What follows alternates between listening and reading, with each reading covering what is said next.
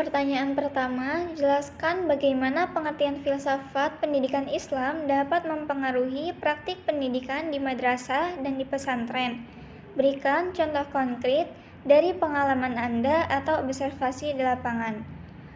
Secara filosofis, pendidikan Islam adalah pandangan holistik yang bersumber dari Al-Quran dan Sunnah. Tujuannya bukan sekedar mengejar nilai, tapi membentuk insan kamil, manusia yang utuh secara rohani, akal, fisik, dan akhlak. Lalu bagaimana praktiknya di lapangan? Di madrasah, kita melihat adanya kurikulum integratif, ilmu umum dan agama dipadukan melalui pembelajaran berbasis tauhid. Contohnya, belajar sains bukan hanya soal rumus, tapi juga melihat kebesaran Allah di dalamnya. Dan yang kedua, di pesantren, pendidikan menyatu dengan kehidupan melalui sistem asrama.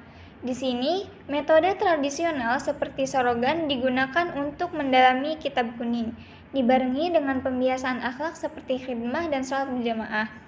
Untuk contoh nyatanya, di pesantren, para santri ini berhasil menyeimbangkan dua dunia. Mereka menempuh jalur pendidikan formal sekaligus tetap istiqomah dalam mengaji. Soal yang kedua, bandingkan kedudukan filsafat pendidikan Islam dengan filsafat pendidikan Barat. Apa saja kelebihan dan kekurangan masing-masing dalam konteks pendidikan di Indonesia? Filsafat pendidikan Islam berlandaskan pada Al-Quran dan Sunnah yang dipadukan dengan akal, dengan tujuan membentuk manusia yang sempurna secara kognitif, afektif, dan spiritual. Dalam perspektif ini, pendidikan tidak hanya berfungsi sebagai proses transfer ilmu, tetapi juga sebagai ibadah yang menekankan pembentukan akhlak dan tanggung jawab sosial. Kelebihannya terletak pada kekuatan dalam membangun karakter dan nilai spiritual. Namun, kelemahannya dapat terlihat pada kecenderungan yang kurang adaptif terhadap perkembangan modern jika tidak dikembangkan secara dinamis. Sementara itu, filsafat pendidikan Barat berlandaskan pada rasionalisme dan empirisme yang menegaskan logika, sains, dan pengalaman sebagai sumber utama pengetahuan. Pendekatan ini mampu mengembangkan daya nalar, kreativitas, serta mendorong berpikir kritis dan adaptif terhadap perkembangan ilmu pengetahuan dan teknologi. Namun, di sisi lain, pendekatan ini cenderung bersifat sekuler, sehingga berpotensi mengurangi penanaman nilai spiritual dan melemahkan nilai moral serta kebersamaan sosial. Dengan demikian, dalam konteks pendidikan di Indonesia, diperlukan integrasi antara kedua pendekatan tersebut, yaitu menggabungkan nilai-nilai spiritual dari pendidikan Islam dengan rasionalitas dan kemajuan ilmu dari pendidikan Barat agar tercipta sistem pendidikan yang seimbang dan relevan. Soal nomor 3, jelaskan kerangka kerja yang menggambarkan ruang lingkup filsafat pendidikan Islam, sertakan elemen-elemen penting yang harus dipertimbangkan dalam pengembangan kurikulum pendidikan Islam. Kerangka filsafat pendidikan Islam berlandaskan pada wahyu, yaitu Al-Quran dan Sunnah, akal, serta tradisi keilmuan Islam. Ruang lingkupnya mencakup aspek makro seperti Tuhan, manusia, dan alam, serta aspek mikro seperti tujuan, kurikulum, pendidik, peserta didik, metode, dan evaluasi.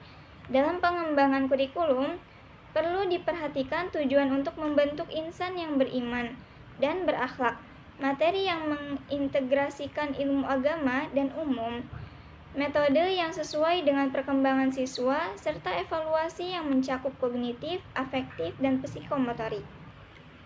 Selanjutnya, pertanyaan yang keempat, yaitu dalam konteks antologi pendidikan Islam, bagaimana Anda dapat menerapkan prinsip-prinsip filsafat pendidikan Islam untuk mengatasi tantangan yang dihadapi oleh lembaga pendidikan Islam saat ini?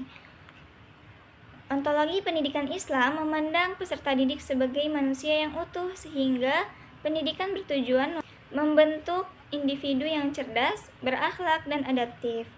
Penerapannya dilakukan dengan mengintegrasikan ilmu agama, ilmu umum, dan keterampilan hidup, serta memperkuat pendidikan karakter dan pemanfaatan teknologi secara bijak. Untuk mengatasi tantangannya, diperlukan kurikulum yang relevan, peningkatan kompetensi guru, dan metode pembelajaran yang fleksibel sesuai perkembangan zaman. Selanjutnya yaitu pertanyaan yang kelima. Jelaskan urgensi epistemologi pendidikan Islam, bagaimana hal ini dapat berkontribusi pada pembentukan masyarakat yang lebih baik. Urgensi epistemologi pendidikan Islam ini penting sebagai dasar dalam memahami sumber ilmu yang berasal dari wahyu, akal, dan pengalaman, serta menentukan cara memperoleh dan menggunakan ilmu secara benar.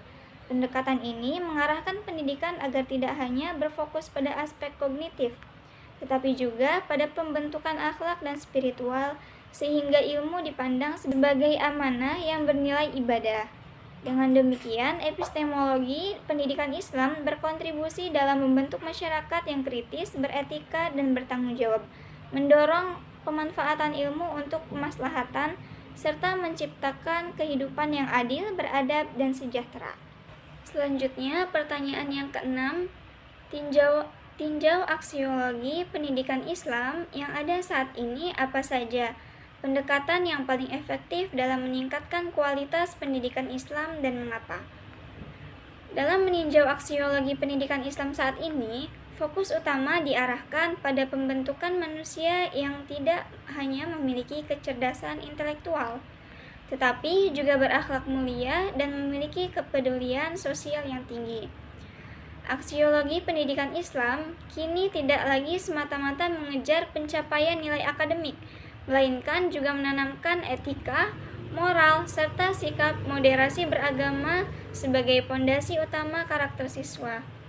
Untuk mencapai tujuan tersebut, terdapat 4 pendekatan yang dinilai paling efektif. Pertama adalah pendekatan holistik, yakni mengintegrasikan nilai-nilai Islam ke dalam kurikulum dan proses pembelajaran untuk membentuk siswa secara menyeluruh. Kedua, keteladanan guru, di mana pendidik berperan sebagai role model nyata karena nilai-nilai moral dan spiritual akan lebih mudah dicontoh daripada sekadar diajarkan melalui teori. Yang ketiga adalah keterlibatan keluarga dan lingkungan, yang menjamin adanya konsistensi pendidikan antara apa yang dipelajari di sekolah dengan praktik kehidupan sehari-hari di rumah. Dan yang terakhir adalah pembelajaran aktif dan kontekstual, yang mengaitkan materi dengan realitas kehidupan sehingga mampu merangsang siswa untuk berpikir kritis sekaligus berperilaku baik. Pendekatan-pendekatan tersebut terbukti sangat efektif karena sejalan dengan tujuan esensial pendidikan Islam, yakni membentuk manusia seutuhnya, yaitu insan kamil. Dengan metode ini, nilai-nilai Islam tidak hanya dipahami secara kognitif, tetapi benar-benar dipraktikkan dalam kehidupan, sehingga tercipta keseimbangan yang harmonis antara penguasaan ilmu pengetahuan, kekuatan iman, dan keluhuran akhlak. Pertanyaan nomor 7, jelaskan rancangan program pendidikan yang akan Anda buat yang mengintegrasikan hakikat manusia dan hakikat pendidikan dalam konteks pendidikan Islam. Apa saja komponen utama yang harus ada dalam program tersebut? Saya akan merancang program pendidikan Islam yang bertujuan membentuk peserta didik secara utuh, yaitu bermain, berilmu, berakhlak, dan mampu menjalankan perannya sebagai hamba Allah sekaligus khalifah di bumi. Program ini harus mengintegrasikan hakikat manusia yang memiliki potensi jasmani, akal, ruhani, dan sosial, dengan hakikat pendidikan sebagai proses memanusiakan manusia agar berkembang secara seimbang. Karena itu, pendidikan tidak hanya menekankan pengetahuan, tetapi juga pembentukan karakter, ibadah, dan kepedulian sosial. Komponen utama dalam program tersebut meliputi tujuan pendidikan, kurikulum, pendidik, peserta didik, metode pembelajaran, evaluasi, dan lingkungan pendidikan. Tujuan pendidikan diarahkan untuk membentuk insan yang beriman dan berakhlak mulia. Kurikulum harus memadukan ilmu agama, ilmu umum, dan keterampilan hidup. Pendidik berperan sebagai teladan dan pembimbing, sedangkan peserta didik menjadi subjektif yang aktif dalam belajar.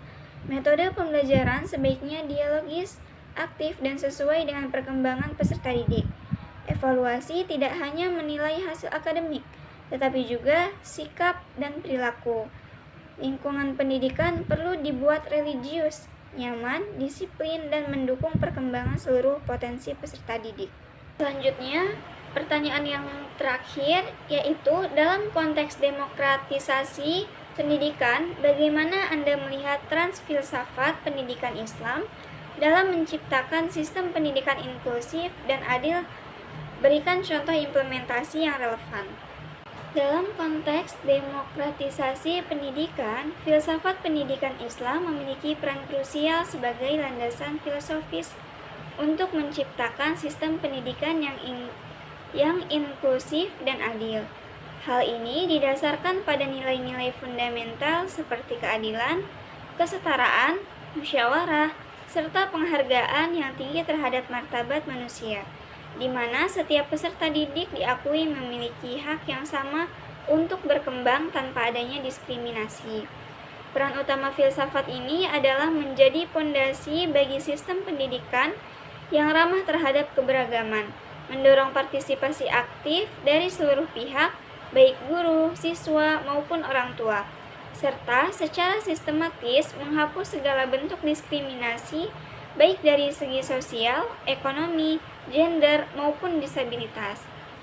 Implementasi konkret dari pandangan ini dapat terlihat melalui pengembangan sekolah inklusif yang menerapkan modifikasi kurikulum sesuai kebutuhan siswa, penggunaan metode pembelajaran interaktif, serta media yang adaptif.